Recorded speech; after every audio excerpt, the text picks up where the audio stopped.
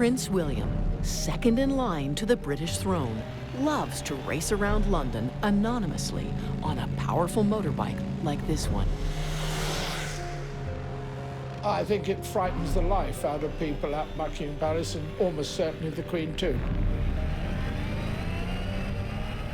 It is a strange thing. Mother was constantly fleeing from the paparazzi who were on motorbikes, and now her son is using a motorbike for the same sort of reasons. Unlike Princess Diana, William seems only to be running from his shadow. But as he and his future queen get closer to the crown, press and paparazzi are shifting into high gear again. Not on motorbikes this time, but still chasing royal stories, pedal to the metal.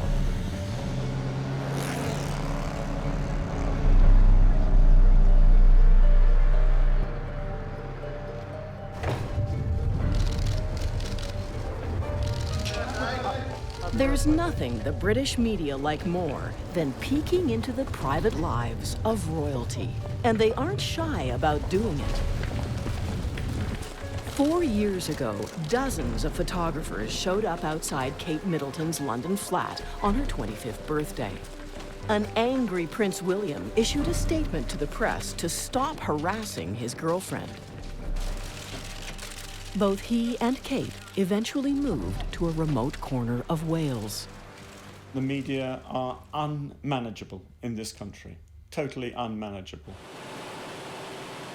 When the tabloids get a royal scoop, papers fly off the presses. The highbrow media may scoff at the intrusiveness of their colleagues, but run with their stories just the same. In the past few years alone, the tabs have hacked into the Windsor's phone lines, intercepting voicemail messages is pathetically easy, infiltrated their staff, getting into Buckingham Palace was amazingly simple, and launched devastating sting operations against them. Is that a deal? Yeah. She was basically selling out the royal family for £500,000. When their information is dubious, the tabloids spread rumors with a question mark and adorn fact with fiction. No, he did not ask me if I was wearing underwear. No, he did not ask me to take my top off. The avalanche of unflattering stories produced by decades of royal reportage has not endeared the media to the monarchy. They once said to one of the reporters, "You're scum." And the reporter replied very smartly, "We may be scum, but we're the creme de la scum." Prince Philip came out of one of the coaching stables, driving his coach and four. I said, "Good morning, sir, Happy New Year." And he suddenly looked up and he went, "Bollocks." And then a moment of withering honesty about the press, and in particular, the BBC's royal correspondent, Nicholas Witchell. Bloody brilliant. I can't bear that. He's so brilliant. The royal family likes to present itself to journalists on its own terms. Prince William's engagement to Kate Middleton is announced at a tightly managed photo call designed to wow the world and its media. People keep saying to me, will it be as big as 1981 with Charles and Diana? And I say to them, absolutely. But royal hors d'oeuvres only whet reporters' appetites for a main course of their own making. It's this unplanned fare that gives the monarchy indigestion. The problem for the royal family is they want lots of publicity to justify their existence, but they don't want the corollary of the publicity, which is intrusion, harassment, and being chased. So, in a way, that's an unwinnable game. With William and Kate, the palace wants to have it both ways. The glamorous couple seems to be the last best chance for the monarchy to revive its fortunes and guarantee its survival. So the future king and queen will have a splendid public wedding in Westminster Abbey, but are to be left alone by the media at other times. Nothing and nobody must tarnish their unblemished record. They want a certain image, and they want to try to restrict media access to anything that would contradict that image. That does make them a very tempting target.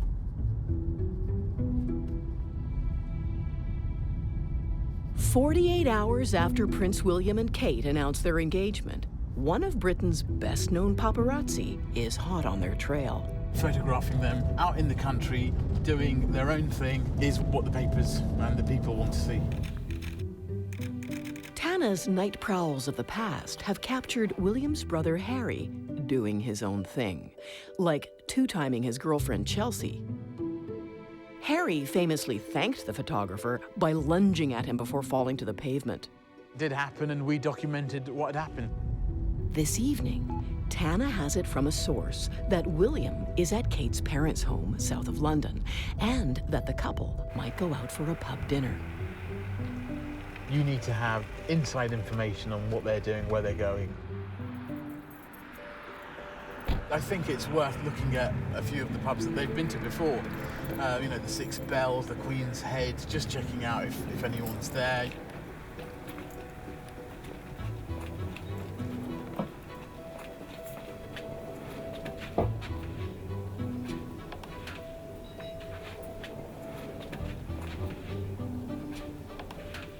Tana says demand has spiked for the kind of unstaged shots of the couple he's taken in the past. Particularly of Kate, whom the palace has tried to keep under wraps for years, saying she's a private citizen. The tables have turned. It's a genuine news story now. She is princess in waiting, and she will be the future Queen of England.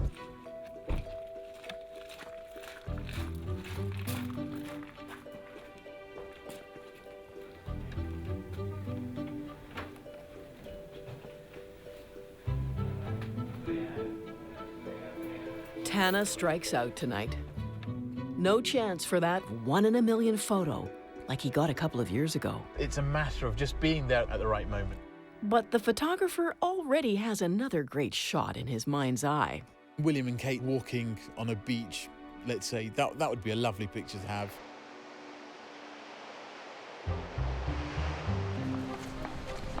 Tana will have to be careful.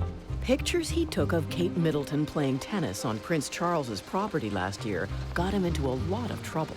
The Queen's solicitors threatened him with a lawsuit, and British papers wouldn't touch the photos for fear of displeasing the palace.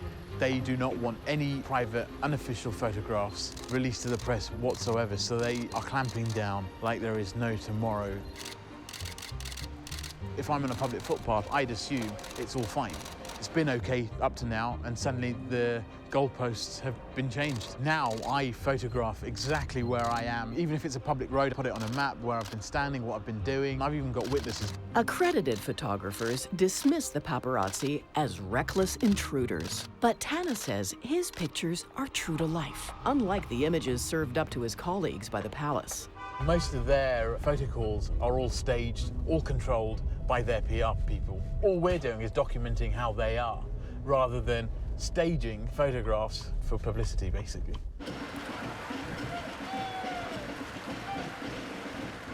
A staged tour the paparazzi would never bother with is threatened by bad weather. British correspondents who followed the Queen to Canada hope for a story. But if they'd consulted their tabloid colleagues who stayed at home, they'd have been told that being embedded with the royal family gives you little more than rain to write about. Will somebody say something unexpected? Maybe. Will somebody do something unexpected? It's possible, but unlikely. The Queen does a series of deeply predictable things on every tour. She goes around the local museum, she meets an indigenous group, invariably in some kind of traditional costume, and there'll be some singing. She will unveil a plaque, a child will give her a bunch of flowers.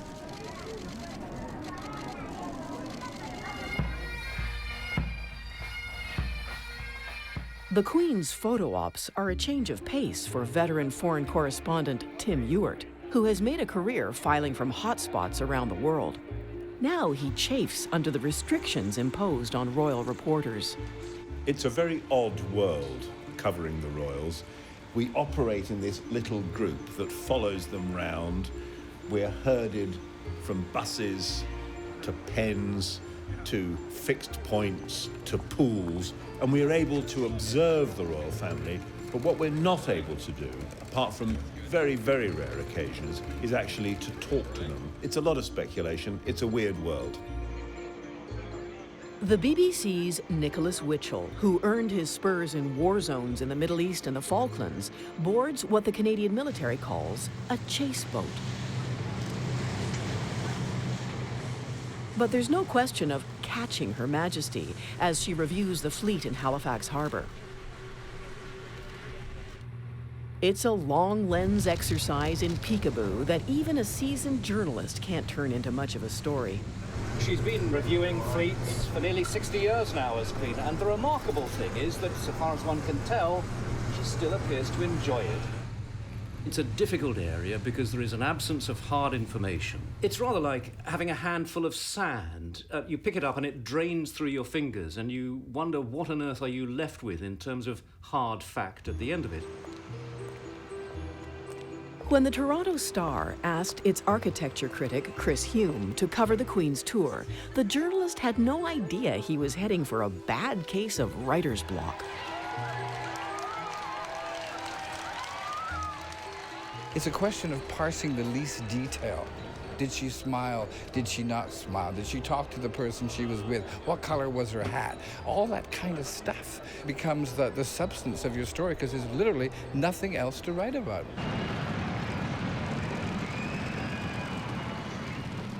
The excitement of the racetrack makes good copy for sports journalists. But what's a royal reporter to write about when the Queen is in the stands?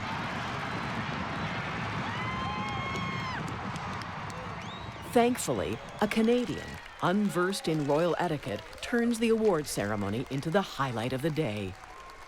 I thought it was hilarious right now when the owner of the winning horse put his arm around the Queen and a cry went up amongst the English journalists here. So, oh, he touched her, he touched her. I mean, this is going to be the lead in all their stories tomorrow, that some poor guy from Canada, the colonies, touched the Queen. And doesn't he know that that's a major breach of protocol? People are a little more careful with Her Majesty at a formal dinner in Toronto, where her mere presence seems to leave guests starstruck. You'd think that she was kind of, saintly or godlike, the reaction she has. And she doesn't have to do anything. She just has to be there.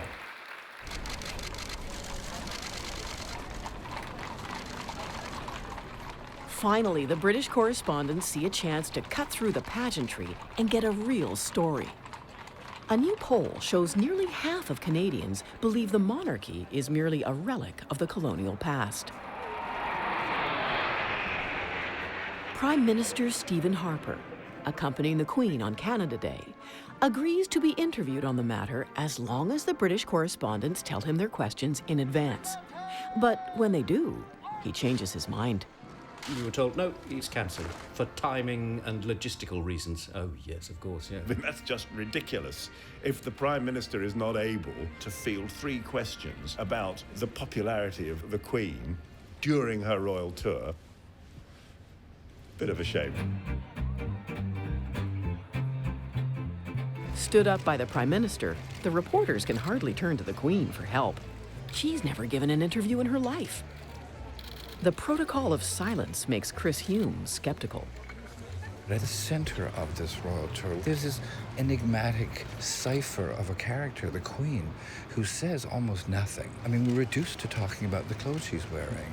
She's a little old lady, to be blunt, is what she is. And yet, there's this aura about royalty. I don't fully understand it, but I'm convinced at this point that it doesn't come from her, but that it comes from us. And that the moment we stop believing in it, it will be over in a nanosecond. Now, is this toe sucking or toe kissing? He's certainly involved with the Duchess.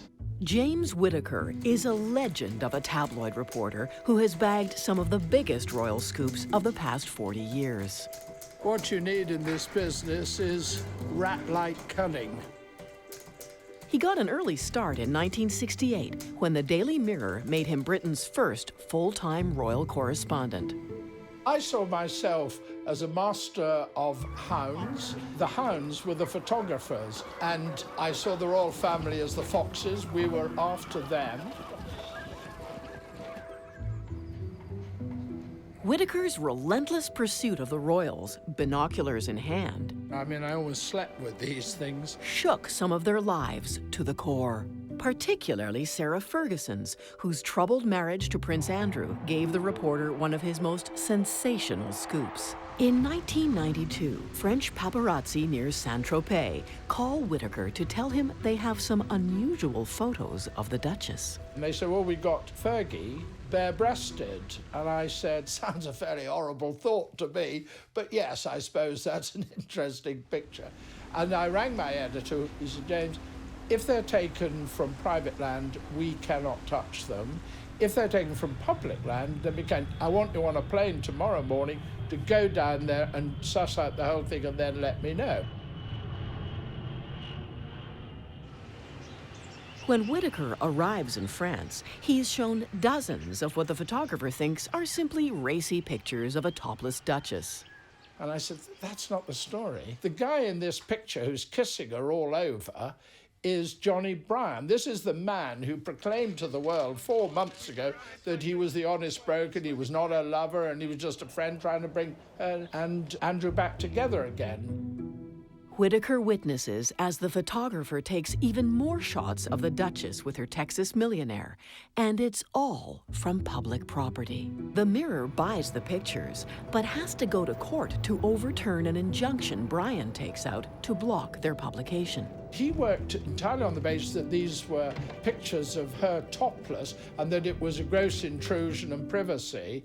What he never knew until they were published was that we had pictures of him kissing Fergie's toes. So the excitement had built and built because of the court case in the High Court in London, the battle for it. The Mirror won it. Fergie at Balmoral with a royal family, but now another sensation. In tomorrow's Daily Mirror, pictures that will not amuse the palace. Their publication of that was almost the biggest circulation booster in history. 1.9 million extra copies were sold that day. They were exchanging hands for about 20 times the value of the paper. The paper ran out, they kept printing and printing and printing. The photographer makes about $4 million. Whittaker gets a bonus, and Fergie, the royal boot. It happens in front of the whole family at the Queen's country residence in Scotland. She was late into breakfast, and everybody had got a copy of the Daily Mirror. As she walked into the room, they all stuffed it under their Times and Telegraphs and that sort of thing. And she knew the game was up the second she walked into the room. The marriage was over from that moment on. Using one of the many side entrances to the royal estate, the Duchess drove at speed for the airport at Aberdeen, no longer the privacy or privilege of an aircraft from the Queen's flight. The Duke of York, who suffered the humiliation of pictures of his half-naked wife being published throughout the world, looked calm today as he's driven to church in the front seat of the Queen's car.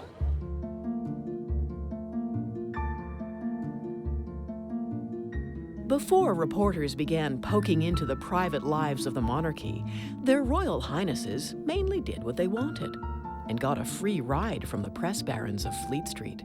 They were friends of the royal family. They would dine with them.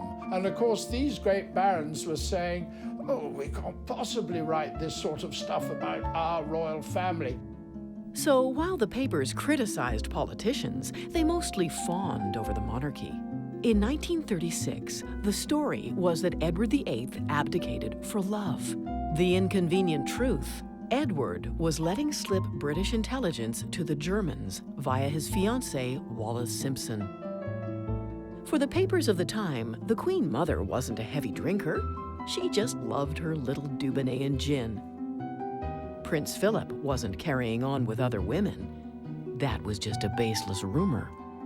But the age of deference started to go up in smoke in the 1960s. The press gave sensational coverage to the Queen's sister, Princess Margaret's unhappy marriage to Lord Snowdon, which ended in divorce. In 1969, millions of Britons watched an intimate BBC documentary called Royal Family before the palace pulled it off the air forever. The film famously showed Prince Philip barbecuing sausages while Her Majesty made a salad. There is absolutely no question that the royal family shot themselves in the foot. Some say the film threatened the monarchy by letting daylight in on its magic. Even worse, the informal footage leaves the media hungry for more, especially from a new generation of royals looking for romance in the 1970s. At the time, newcomer to Britain, Rupert Murdoch, is engaged in a brutal circulation war among London papers. The Australian press magnate with an anti-monarchist bent uses royal scandal to goose sales of his newly acquired papers. Murdoch's editor at The Sun, Kelvin Mackenzie, sets the tone for other tabloids by refusing to socialize with the monarchy, breaking the cozy relationship between palace and press for good. He used to say, how can I go and drink their champagne one evening and then kick them in the teeth the next day with a story? So his answer was, don't go. Few royals have more media-inflicted wounds than the controversial Prince Charles. But tonight, he's in friendly territory at his star-studded annual charity rock concert. The most famous of all royal photographers, Arthur Edwards, is here. He snaps away as the prince greets rock aristocrats like Eric Clapton, Phil Collins, and Sir Tom Jones. Edwards began photographing the royals 35 years ago, when Camilla was Charles's secret mistress, and the media were dying to know who would be his bride. The photographer was tipped off at one of the prince's polo matches. So I walked around this polo pitch, not knowing who Diana Spencer was, and I came across this young girl, and she was wearing a D necklace, and I said, excuse me, are you Lady Diana Spencer? And she said, yes. And I said, can I take your photograph, please? And she said, yes. And then she posed for me like this. The days of innocent posing would eventually give way to the anguished looks of a hounded princess. I remember once she was being trapped by paparazzi. There were some sort of beer kegs and they were putting around her car so she would have to move them. And I saw her getting visibly upset. She was on the point of crying. I said, don't let them see you cry. That's what they want you to do. Just get in the car and just drive off. We were manipulating her by obviously using her as cannon fodder in a sales war. Anything written about Diana, and particularly any new picture of Diana, guaranteed you high sales. She hid behind a tree, and I stood in the middle directing operations opposite, and I put photographers moving further and further to the left and to the right. And eventually, we flushed Diana out, and she had to walk straight up the hill with her back to us. We were using every single little incident in her life, every look that she made in a picture. At the same time, of course, the paparazzi were goading and taunting her day by day. As her own personal life began to unravel, she made a Faustian pact by deciding that she would try and influence what went in the newspapers, and so started befriending reporters. So she tried to set her own agenda. And the danger of that, of course, is that that becomes a kind of feast for the newspapers in the sense that, now we have embroiled our prey, and the prey is playing our game. She had compromised her own privacy, compromised her own right to private space. But it all went downhill for her after that. Late summer 1997 found Mirror reporter James Whittaker back in the south of France. He wanted to know what the Princess of Wales was up to on board the new yacht of Mohammed Fayed. Diana was anything but happy to see the journalist. We had a very lively conversation. Why are you here, Mr. Whittaker? I said, what do you expect? Of course I'm going to be here. What am I, Diana? I'm a reporter. What do reporters do? They write stories, and you're a big story. Days later, Whittaker landed the biggest scoop of his career. This is when I was tipped that Dodi Fayed was the new man in Diana's life. Was it August 7th, 1997? People didn't really believe it to begin with, but it was soon proved to be true.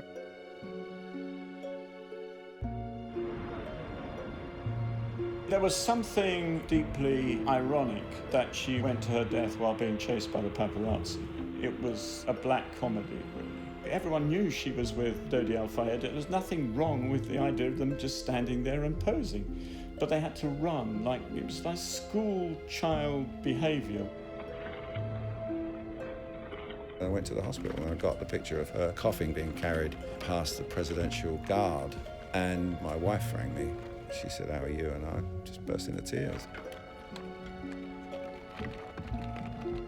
I did Diana's wedding, I did the birth of her children. I did everything she did. I travelled all around the world with her. And that day was one of the saddest days of my life. After I left the hospital, after taking the picture of Diana, I couldn't get a taxi because cab drivers were screaming at me, "You're an assassin, you're a killer."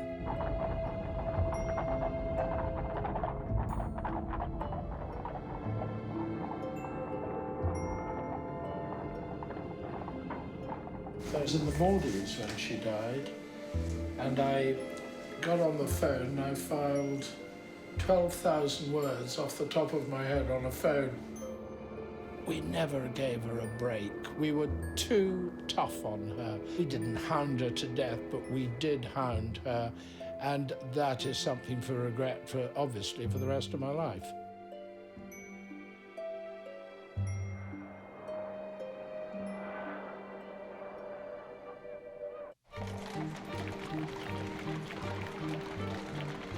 For years after Diana's death, physically chasing any of the royals, particularly the princess's sons, is unthinkable. So the tabloids are forced to come up with ingenious new ways of getting royal stories. Some are so intrusive, they're criminal. Others are rather unethical. Enter Ryan Perry, a trainee reporter at the Daily Mirror in 2003, who tricks Buckingham Palace into hiring him as a footman. It was an unbelievable glimpse into a very surreal world. It was very intimidating walking around there on the first day, kind of pinching myself really, thinking how on earth did I manage to get in here? It all came down to a busboy job the reporter had as a teenager in a remote corner of Wales. It's on his somewhat dodgy CV, and the palace calls the pub he worked at to check the reference. But the person who answers the phone doesn't remember Perry and asks for help from a room full of drinkers. Just by pure coincidence, one of my best friends at school, his dad was sitting at the bar drinking a Southern Comfort and Coke, put his hand in the air and said, "Yes, I know Ryan Perry." And he was put on the phone to the personnel officer at Buckingham Palace, gave me a glowing reference, and that was more than enough to get me into the job. The reporter in disguise soon spies something on the Queen's breakfast table that will make headlines around the world. Cereal in plastic containers. Since Tupperware can't spill or leak, you can store it any which way in your freezer or refrigerator. Housewives across Britain use Tupperware. It's a very cheap way of storing things. But the last person you would expect to be using Tupperware is Her Majesty the Queen. Elizabeth II may have some simple tastes, but as Perry discovers, nothing's good enough for her best friends. We took up a tray of amazingly home-baked scones from the royal kitchen, and it wasn't for Her Majesty at all. This tray of scones were for the corgis, which she fed under the table. The journalist's cover looks in jeopardy when the CIA vets palace staff before President George Bush comes to visit. Once again, I fell through the loop. If you had put my name into Google search engine back then, the first thing that pops up would have been Ryan Perry, Daily Mirror reporter. The day before the president arrives, editors pull their man from the palace and fill their next two editions with intimate details of the Queen's life. Palace solicitors get a permanent injunction banning further publication of the photos, which a judge deems a gross invasion of privacy. The Mirror justifies Perry's intrusion as an expose of the poor royal security which allowed him to get in the first place. Hogwash, says a former palace spokesman. That was nothing to do with security. It was to do about getting a good story to sell newspapers to boost circulation. Perry goes on to win Britain's Scoop of the Year award, but misses a chance to serve a scone to George Bush and doubts he'll ever see an honor from the Queen. let's just say there certainly won't be any knighthoods in the future.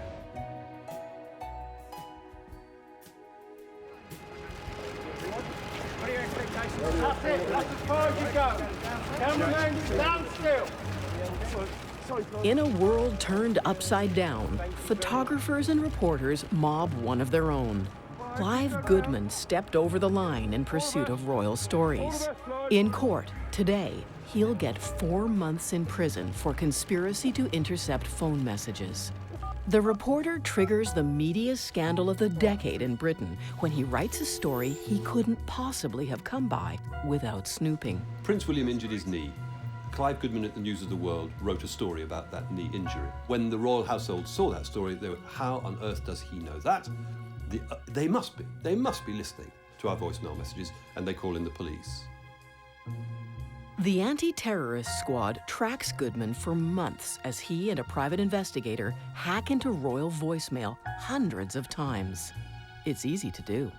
Most people don't change the 4-digit PIN code from the factory setting. If you do change the PIN code, then the clever private investigator who works for the newspaper bribes or tricks people who work for the mobile phone companies into disclosing the PIN code. As it turned out, Goodman is just one of a huge number of British journalists who hacked the phones of royals, celebrities, and politicians for years.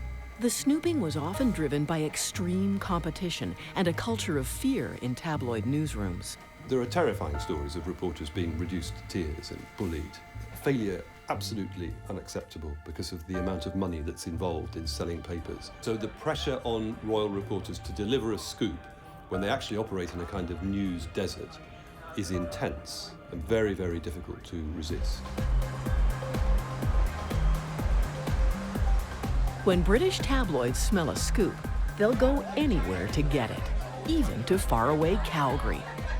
That's where a bartender, voted one of Canada's hottest, met up with a guy royal reporters call Dirty Harry. Well, he did buy me a shot. He did like what I was wearing, little booty shorts, a little low top, and it was amazing to get kissed by an actual prince.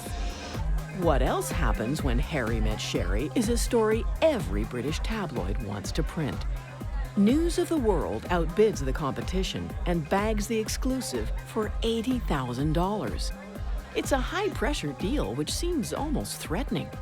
They made it out to be so serious that I had to talk about what happened. I was freaking out, I didn't know what to do. They said, we're gonna print a story with or without you. So Sherry talks for cash, but gets only $20,000, a quarter of what is promised. Perhaps that's because the tabloid has to invent all the juicy details itself. No, he did not ask me if I was wearing underwear. No, he did not ask me to take my top off. People did think that I did sleep with him. Nothing happened to that extent at all. We hung out in a bar and had some drinks and had an innocent little kiss. It did put a bitter taste in my mouth, what they printed about me. It was upsetting, especially to me and my family. Sherry's 15 minutes of fame have given her a glimpse into the downside of being a royal. They are at the media's mercy because whatever is printed, whatever is said on radio or seen on television, people actually believe. But contrary to public perceptions, tabloids rarely make it all up. In fact, the more serious investigative reports about the royals sometimes appear in popular London papers like News of the World, which sells close to 3 million copies every weekend in Britain. Our job is to uncover the wrongdoing and to expose it. We have to sometimes go to lengths that are more expensive and greater than any other newspaper in the world. The most egregious example of royal misbehavior in recent memory was revealed by the paper's investigation focusing on the Duchess of York last year. Millions of pounds in debt and close to bankruptcy, the free-spending Fergie has a brainwave. Why not sell access to her ex-husband, British trade envoy Prince Andrew? This would actually undermine the integrity of British trade because there's a man who's supposed to be representing our country and boosting trade for our businesses in this country. And at the same time, his ex-wife, who lives with him at a royal palace, is selling access to him for cash. £500,000 when you can, to me, Open doors.